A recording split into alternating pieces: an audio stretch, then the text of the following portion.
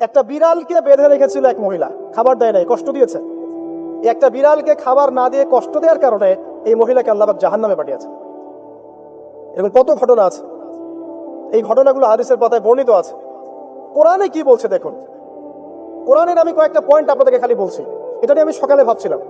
বিড়ালের গায়ে কখনো পা দিয়ে লাথি কিংবা লাঠি দিয়ে আঘাত করবেন না, এমনকি পা লাগিয়ে আদরও করবেন না।